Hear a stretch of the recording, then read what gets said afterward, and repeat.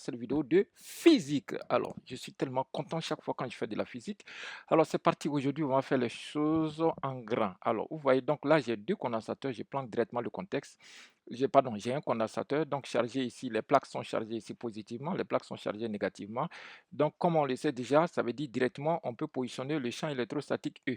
Donc, le champ électrostatique E, il est comme ça, ok? C'est ce qui est là, c'est ce que vous voyez ici, ok? Alors, je fais une petite animation, vous voyez. Donc, le vecteur champ électrostatique, c'est ça qui est là. Donc, le champ E, comme on le sait déjà, il est dirigé vers le potentiel décroissant. Autrement dit, en français facile, il est dirigé vers les plaques moins. C'est tout. Voilà. Maintenant, la particule est chargée, on va supposer que c'est un proton, donc il rentre ici, il pénètre dans le champ électrostatique avec une vitesse en V que vous voyez là, que j'appelle la vitesse V0. D'accord? Donc, la vitesse, elle est V0 au point O. Donc, qu'est-ce qui va se passer? Donc, la plaque, le proton sera de plus en plus attiré par la plaque moins, de sorte qu'il va sortir quelque part ici et venir heurter l'écran qui est situé à une distance D. D'accord? Donc, je vais mettre les distances, comme ça, on va se comprendre. Alors, on va donc ici matérialiser le fait que de là à là, voilà, la distance d'abord des plaques, donc la distance des plaques, tac, tac, tac, tac, c'est L, et l'écran aussi se situe à la partie de la moitié à une distance D. En général, c'est comme ça les gens font, voilà, pour ce coup. Voilà, donc ici, je fais comme ça et je change de stroke. Je mets ici, donc lui, c'est L. L, c'est la longueur donc des plaques, ok? La longueur des plaques du condensateur, ok? Petit L, et là, c'est grand D. Voilà. Qu'est-ce qu'on peut dire? Donc, au niveau du repère, c'est que l'écran est situé à une distance L sur 2 plus D. Voilà, de l'origine.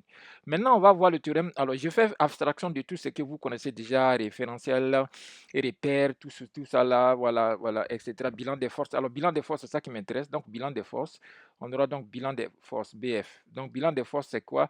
La particule est soumise sur l'action de son sur l'action de la force électrostatique parce que le poids P, donc c'est comme ça on va mettre, le poids P est très négligeable devant la force électrostatique que j'appelle Fe. Et négligeable, c'est comme ça on met deux fois inférieur. Ok, donc ce qui implique que d'après le théorème du centre d'inertie ou la deuxième loi de Newton, voilà, donc la somme des forces sera égale à m fois l'accélération. On peut donc dire que donc la somme des forces extérieures, voilà, des forces extérieures égale à la masse fois l'accélération. Alors, la force extérieure, il n'y a qu'une seule force, puisqu'on a dit que le poids est négligeable, donc c'est la force F, force électrostatique que j'appelle Fe. On aura donc Fe égale à m fois l'accélération. Or, la formule, donc ici, je mets or Fe à elle seule, sa formule F égale quoi? Égale à Q fois E, ok? La charge Q. Q qui est ici, comme c'est un proton, donc Q, ça fait plus E. Si c'était un électron, j'allais mettre moins E, ok? Sachant que la charge d'un électron, c'est 1,6, pardon, 10 puissance moins 19 coulombs, ok? Voilà. Si c'est un proton, donc ça fait plus 1,6 10 puissance moins 19, un proton moins 1,6 10 puissance moins 19.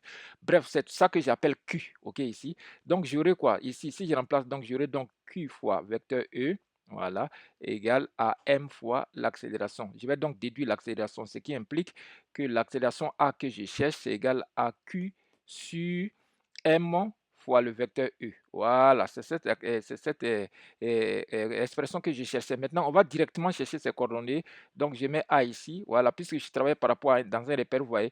Donc, on va adjoindre à ça un repère. Donc, ici, on va mettre l'axe des Y. Voilà, comme ça. Voilà, l'axe des Y. Et on prend directement ça comme l'axe des X. Donc, je mets ici l'axe des X. Très bien.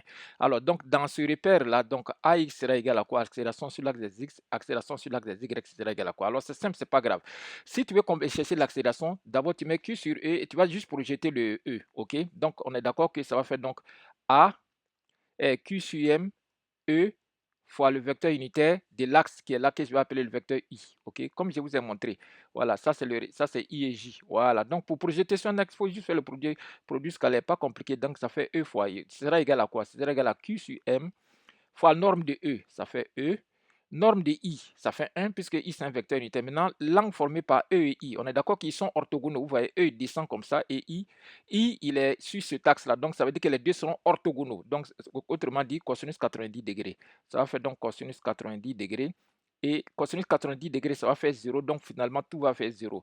Donc, il n'y a pas d'accélération. L'accélération sur l'axe des X égale 0. On peut donc considérer que le mouvement est uniforme. Ok, le mouvement est uniforme sur l'axe des X parce que l'accélération égale 0. Voilà, la vitesse ne changera pas puisque l'accélération égale 0 ici. Autrement dit, la vitesse ne varie pas sur l'axe des x, OK? Maintenant, ici, si elle fait la même logique, ça fait donc Q sur M fois E fois le vecteur unitaire J, qui est égal à quoi? Qui est égal, alors regardez ce que je vais faire. Par prudence, alors c'est valable, je suppose que je suis dans la généralité, je vais juste mettre valable celui de Q. Voilà. Comme ça, même si vous utilisez un électron, ça va vous aider. Mettez valable celui de Q sur M, ça veut dire vous le rendez obligatoirement, lui, positif.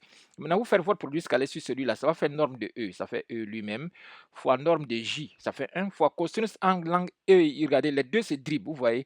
Regardez, J va vers là-haut et E descend vers le bas, ok? Comme ça, vous voyez, E descend ici. Donc, j'additionne pardon, je représente les deux vecteurs à partir d'un même point. Vous voyez, quand c'est comme ça, vous voyez, vous avez 180 degrés, un angle plat. Ça fait cosinus 180 degrés, ça fait moins 1. D'accord? Donc, ici, je vais mettre cosinus 180 degrés qui va me faire moins 1 après. Donc, j'aurai quoi? J'aurai moins, en parenthèse, Q sur M fois E. Voilà, on va s'arrêter là pour aujourd'hui. Donc, prochaine vidéo, on va essayer de continuer jusqu'aux lois horaires, l'équation de la trajectoire, tout ce qui est point d'impact sur l'écran, on va essayer de les calculer. Donc, n'hésite pas à t'abonner si ce n'est pas encore fait. Je prépare ici des formes des gens et je propose des cours aussi. Cette vidéo est terminée.